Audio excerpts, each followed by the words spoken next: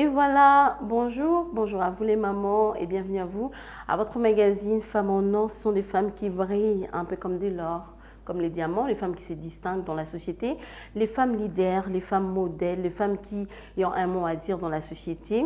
Bienvenue à vous. Aujourd'hui, nous allons recevoir une grande dame, c'est vraiment une grande dame, une femme qui parle bien, une femme qui a la vision. Il s'agit de Madame Reine Asselo Pembe. Elle est la présidente de l'ONG Autistes RDC. C'est une fondation, une structure. Bonjour. Bonjour. Vous allez bien? Fondation Autisme RDC. C'est une fondation. En tout cas, c'est une grande vision. Quand on parle d'une fondation, c'est que vous avez une grande vision. Bienvenue à vous. Merci. On continue avec le mois de la femme. Hein. Et comment vous célébrez ces mois en tant que femme?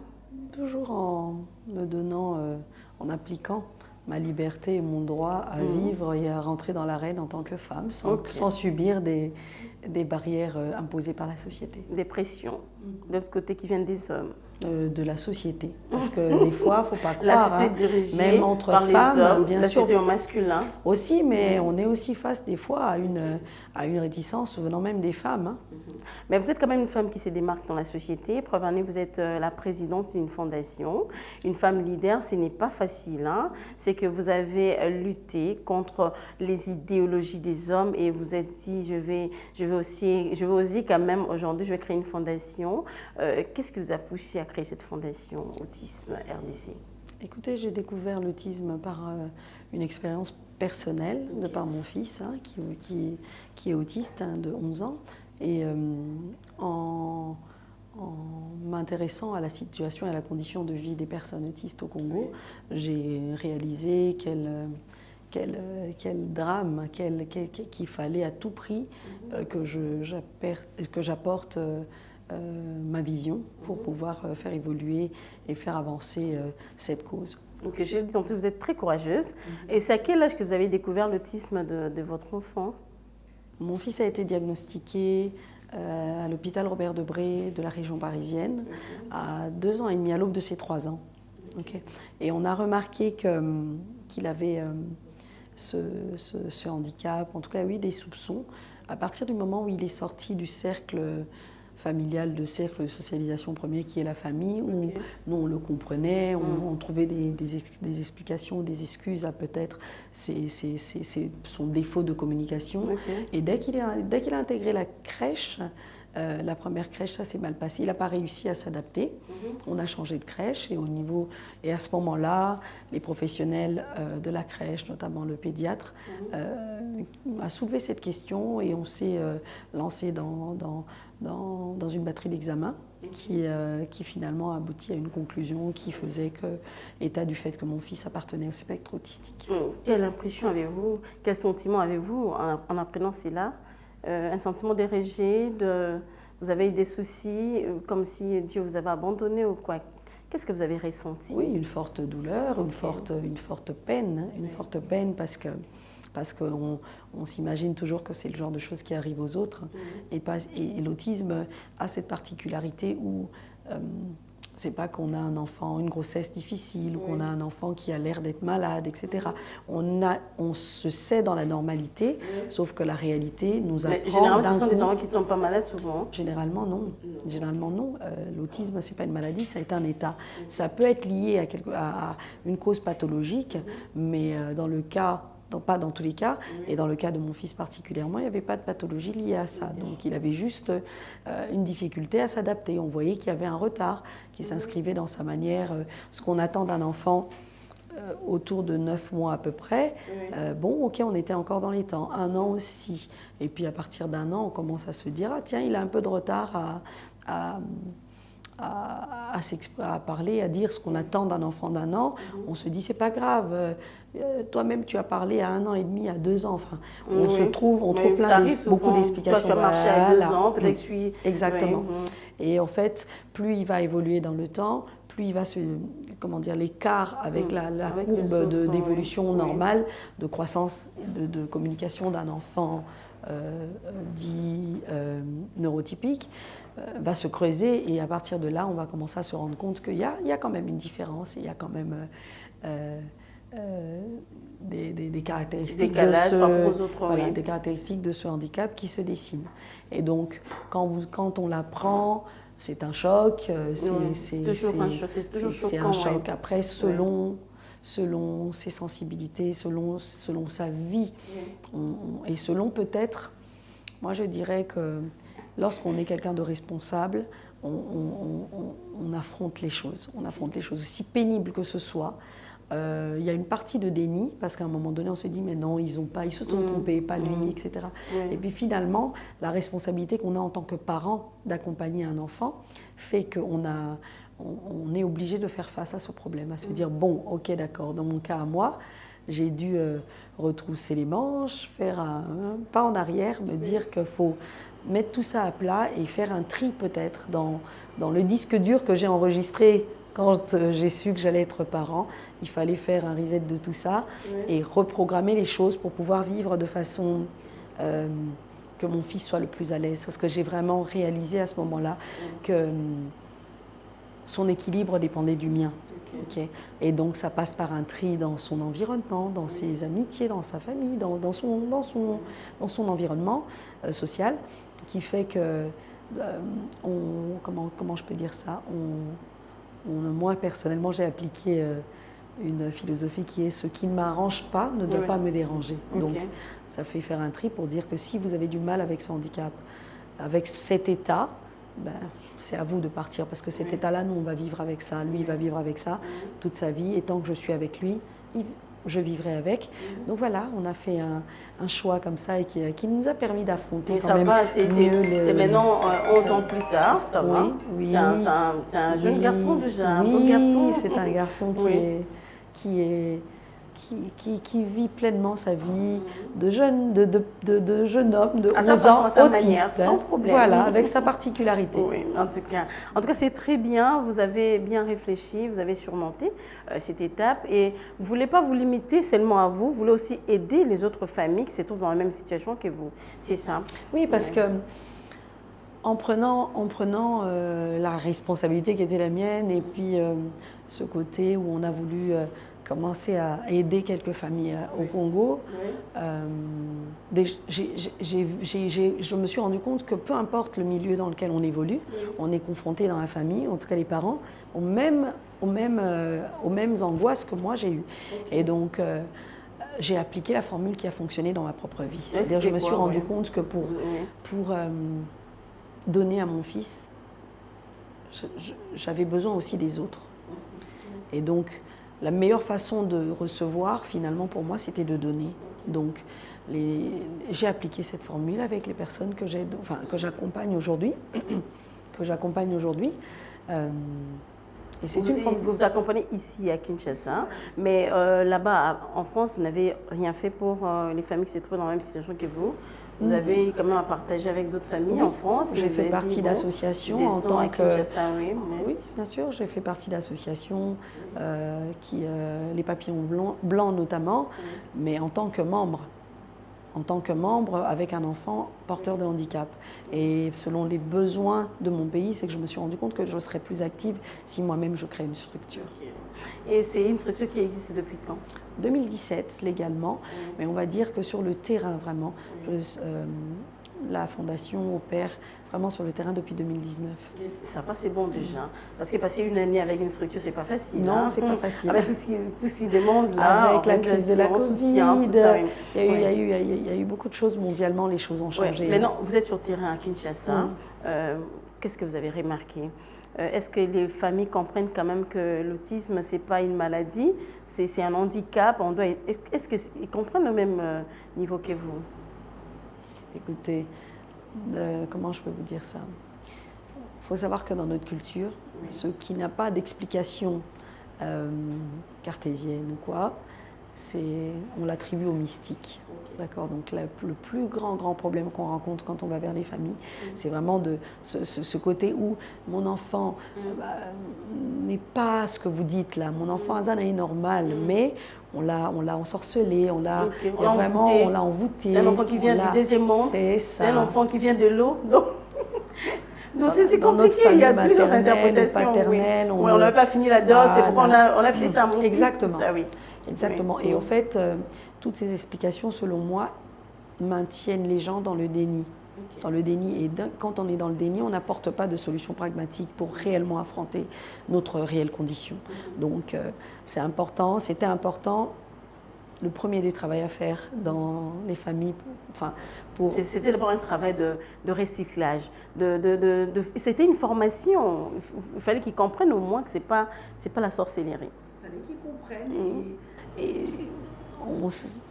C'est pas tout de le leur dire comme ça. C'est que quand on leur apporte des solutions, des pistes de solutions pragmatiques, je dis bien des pistes de solutions pragmatiques, ben, bizarrement, on se retrouve avec des gens qui sont plus ouverts. Donc des fois, ce fameux déni ou bien cette fameuse explication mystique, etc., c'est aussi parce que les familles n'ont pas vraiment de solution. Moi, j'ai une maman qui m'a déjà demandé, et dit, bon, maintenant que si j'accepte que c'est ça, qu'est-ce que vous avez pour moi ?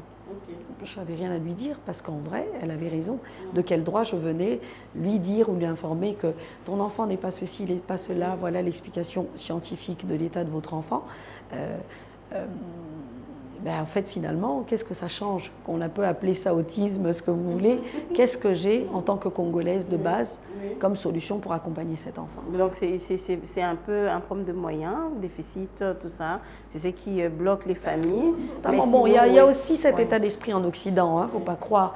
Mais c'est vrai qu'ici, on a vraiment ce côté qui est très, très, très marqué, sûrement parce que les gens s'en remettent beaucoup au rituel. À la religion.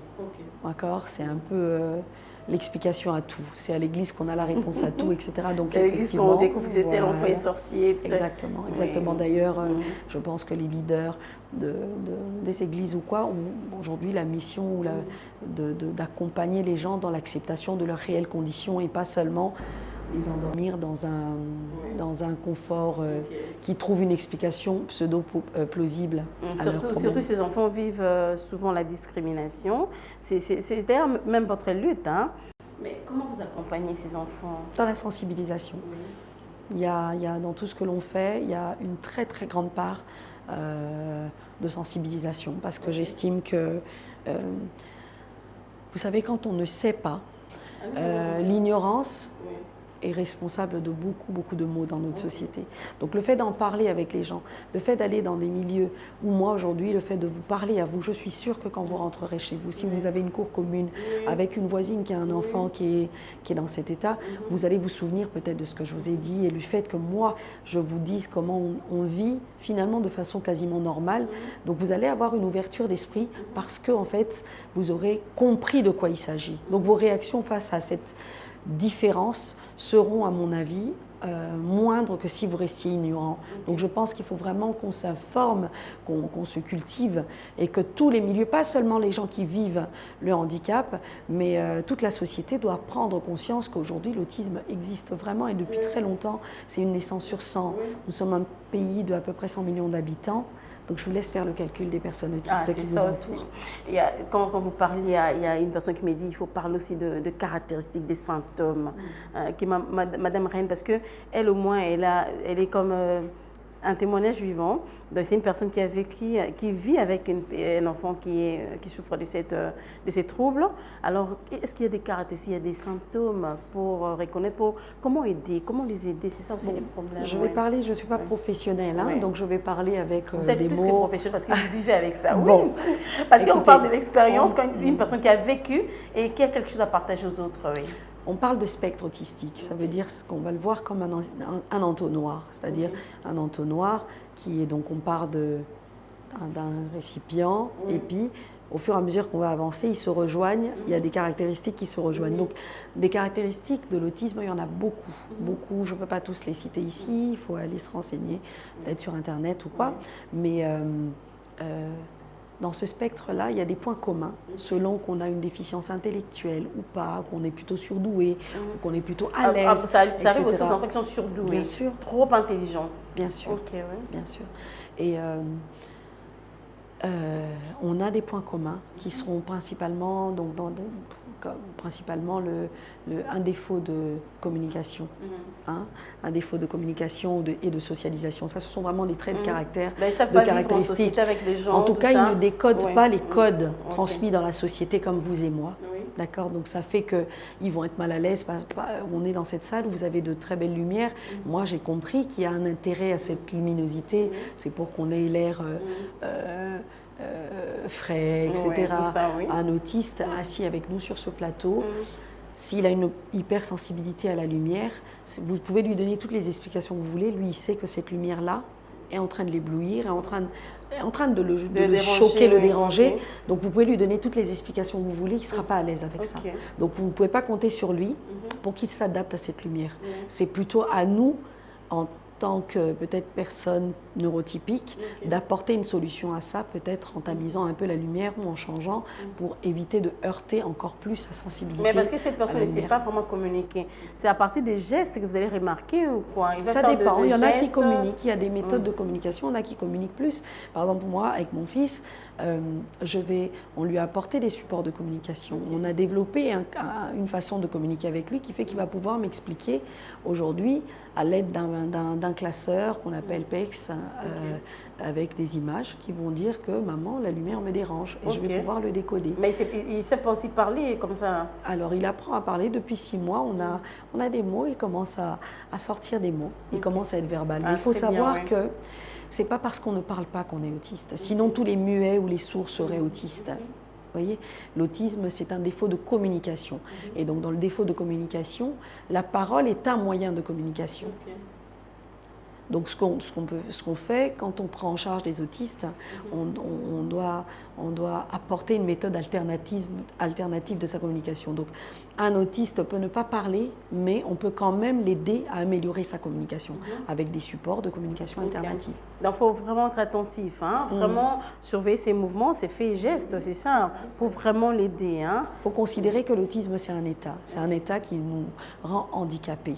J'aime bien donner l'exemple de quelqu'un qui n'a pas de bras. Lorsque, vous savez, toutes les deux, on est programmés naturellement à avoir deux mains.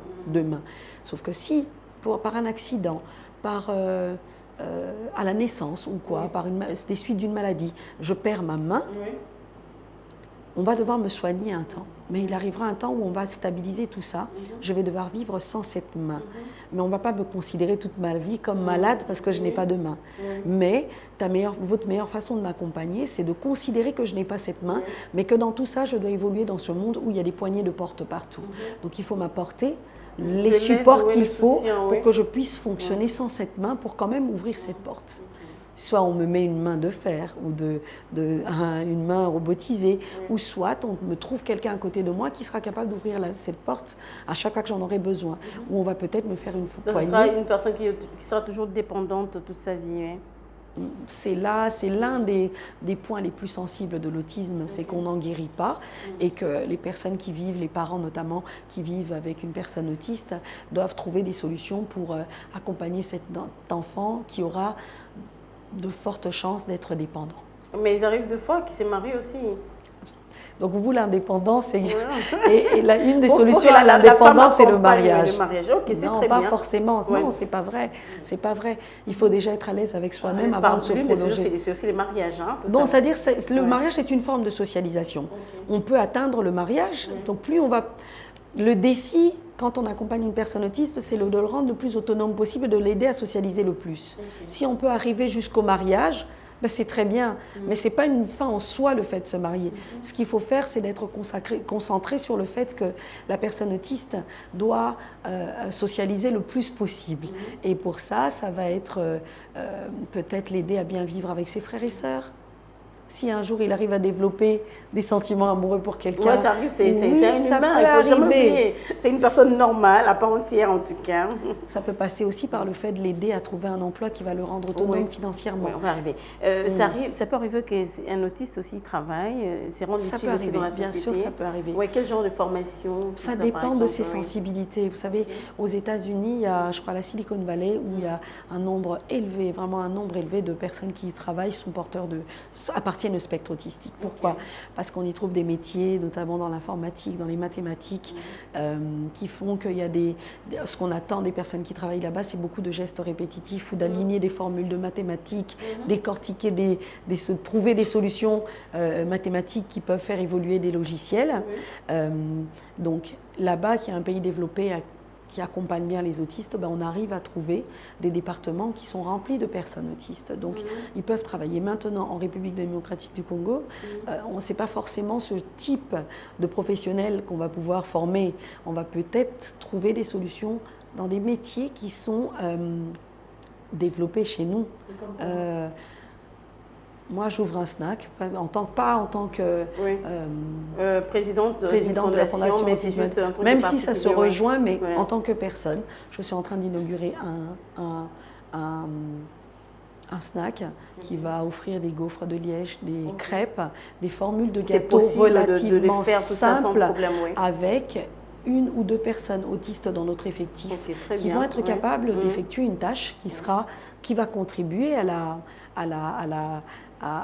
nos superbes recettes que nous allons offrir à nos clients. Donc ça veut dire qu'on met en place un accompagnement pour ces personnes selon leur sensibilité et leur capacité. On va leur donner les moyens et les outils pour qu'ils puissent intégrer un milieu professionnel. Ah, c'est possible, c'est possible. Bien Donc, sûr. en fait, il faut toujours les aider d'une manière ou d'une autre. Mais précisément pour votre fils, vous avez remarqué qu'il était fort en quoi? Avant de remarquer qu'il est fort, on étudie, on se dit qu'est-ce qu'il a. Moi, je suis partie, mon fils fait de très bons gâteaux, d'excellents gâteaux. Ça partait de quoi? Ça partait de quelque chose qui était peut-être dégradant. Je vais vous dire, à un moment donné, dans ces stéréotypies, il jouait avec la salive. En jouant avec la salive, dès qu'on avait du sable quelque part, il crachait et puis il tourne la salive avec... C'est presque tous les enfants qui font ça. Oui, sauf que un enfant va faire ça 1 an, 2 2 ans, on va se dire abandonne, voilà. Mais lui, maintenant, 5 c'était ans, 6 vraiment ans, ça devient... Et si on le laisse, il y a des autistes qui jouent à ça, même à 20 ans. Vous voyez? Oui. Donc, on s'est dit, il a l'air d'être à l'aise et confortable dans le mélange des matières. Donc, ça part de la salive avec le sable. Qu'est-ce qu'on peut remplacer? Qu'est-ce qui peut remplacer la salive? Qu'est-ce qui peut remplacer le sable? Je me suis dit, on va fabriquer une pâte à sel qui est avec un peu de farine, un peu d'eau, etc. Quand j'ai vu l'intérêt qu'il avait pour le mélange des matières, on a commencé à se dire, tiens, pour améliorer sa capacité à socialiser, en faisant les courses, je vais lui donner des défis en lui montrant que tiens, on va acheter de la farine, du sucre, de l'eau. Et c'est en partant vraiment de ces choses-là, qui quelque part c'est un début de prise en charge, on a trouvé l'intérêt à se dire que qu'est-ce qu'on peut faire de façon ludique avec cette farine et cette eau. On va y rajouter des œufs, etc. Et qu'est-ce qu'on fait avec ça? Des gâteaux. Donc on va aller avec des outils aujourd'hui de recherche comme Google, où on se dit qu'est-ce qu'on peut faire, comment on peut simplifier une recette de gâteau, puisqu'il trouve un intérêt particulier à mélanger ces matières-là, pour quelque part partir de l'intérêt qu'il a et lui donner les moyens, enfin lui donner des pistes pour développer des capacités qui seront nécessaires pour lui, parce qu'au moins il apprendra à faire un gâteau qui peut servir à la société et à lui-même. Donc on est parti de ça, jusqu'au jour où en une après-midi, l'enfant a compris ce que j'attendais de lui, ou ce que sa psychologue attendait de lui. Il a trouvé un intérêt là-dedans, et en une après-midi, il a appris excellemment à faire des bons gâteaux. Et il le fait, mais bien sûr, bien sûr. Et donc, c'est un espoir pour moi en tant que maman de me dire, tiens, c'est bien. On va peut-être pouvoir, aujourd'hui, il a 11 ans, à l'orienter vers une formation qui sera autour de la cuisine, parce qu'il a développé un intérêt. Et nous, on ne l'a pas formaté selon nous, mais on est rentré d'abord dans sa sensibilité et dans son monde pour pouvoir l'amener dans le nôtre. Ah, c'est très bien réfléchi. Vous avez une fondation, mais j'aimerais savoir quelle est votre contribution dans la société. D'abord, pour des familles qui sont touchées par ces troubles.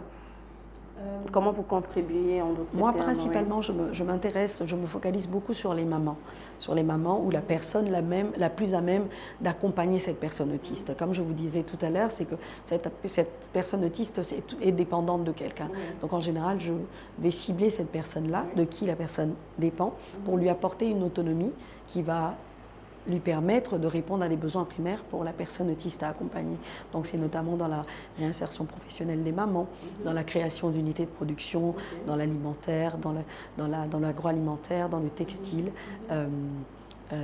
des domaines qui sont pas très difficile à exploiter Ouais, ici en mais République quand même de facile à bien sûr, apprendre, notamment oui, dans la rapidement. fabrication de tisanes naturelles bio, Ok. dans l'agriculture depuis peu, dans le textile, dans le savon. Nous faisons des savons artisanaux. Ok. Ah, vous le faites bien aussi. Mais bien sûr. C'est pas seulement pour les autistes, hein. Non, Pour tout le d'ailleurs, monde. les savons ne sont pas consommés par les autistes, ils sont consommés par vous et moi. Ok. Ah, Ils sont c'est consommés, bien, nous alors. faisons des choses avec une main-d'œuvre qui va jouir d'une discrimination positive de par l'handicap de la personne qu'ils accompagnent. Et à ce moment-là, nous développons un contrat moral qui est que le salaire que vous allez percevoir par rapport à cela, il y a un pourcentage qui doit aller dans une prise en charge de la personne autiste par qui vous avez eu ce Mais est-ce que travail. ils respectent ces engagements? Mais bien ces sûr, gens-là? bien sûr, je parle de personnes qui accompagnent et qui vivent le fléau et le handicap de leur enfant. Donc en général, c'est des gens qui souffrent et qui savent. Parce que en général, c'est même ces personnes-là qui sont le plus à même de rester morales. Parce qu'ils savent ce que c'est que la souffrance. Ok. Vous avez un témoignage d'une personne que vous avez aidée? Je ne peux pas le dire par modestie. Non, oui, non. Par modestie, je ne peux pas le dire comme ça parce que je ne fais pas les choses pour la reconnaissance.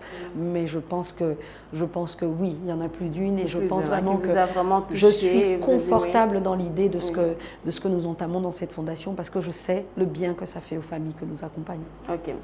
On voulait aussi ajouter quelque chose par rapport à votre vision, parce que je sens que vous avez une grande vision que vous défendez pour les autistes. Donc vous parlez avec votre cœur, c'est ça les problèmes.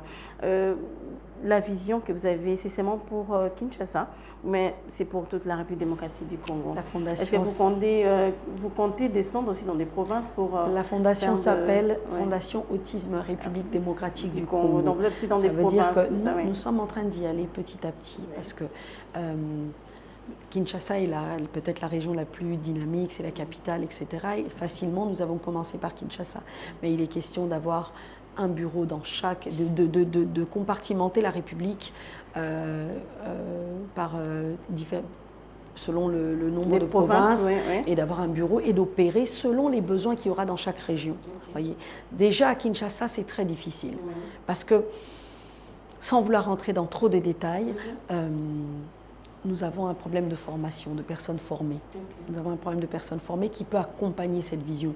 Donc, dans les solutions que nous apportons dans notre fondation, petit à petit, on est en train de tendre vers ça, c'est d'amener une main-d'œuvre ou une formation aux personnes qui sont sur place, dans les collaborations avec l'Occident, qui eux ont quand même une longueur d'avance sur la prise en charge des autistes, donc ils vont pouvoir nous aider sur la formation de personnes nécessaires pour l'accompagnement de personnes autistes.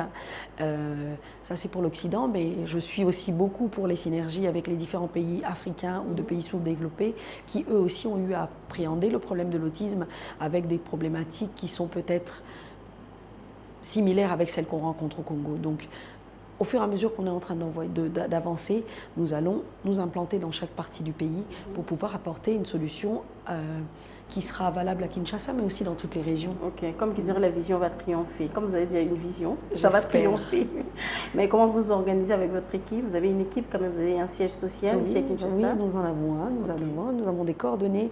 Je transmets assez facilement et nos coordonnées sont accessibles quand il y a une famille ou quand il y a une personne qui a un doute sur soi-même, sur un enfant, sur un voisin qui veut des fois aider, même une personne, une sœur qui elle est totalement dans les dénis.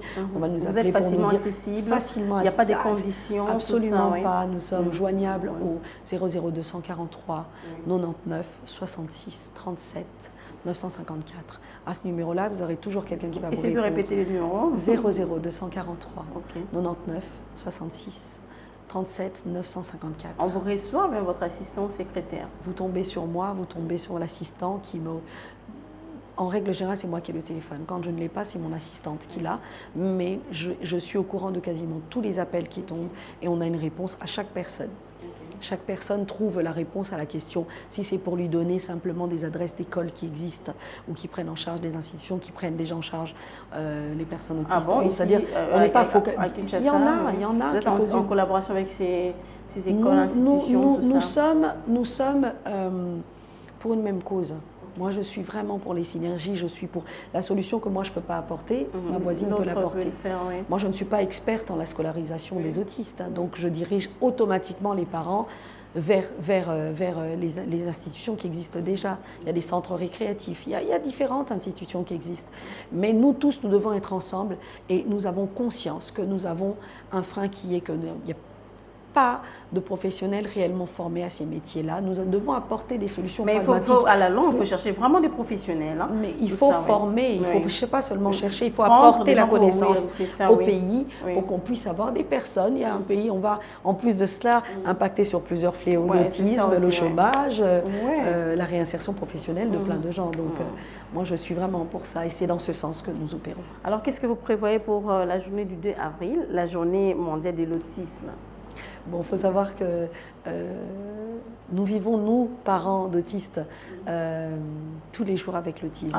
Mais c'est vrai que la journée mondiale de l'autisme, selon moi, sert à peut-être mondialement se donner un petit élan comme ça. Nous, on appelle ça la journée bleue, où nous avons une journée où nous avons tout un mois même d'avril où nous allons faire multiplier les points de sensibilisation pour que les gens soient encore plus alertés et informés sur l'autisme. Nous avons dans le programme une sensibilisation dans les milieux des chégués.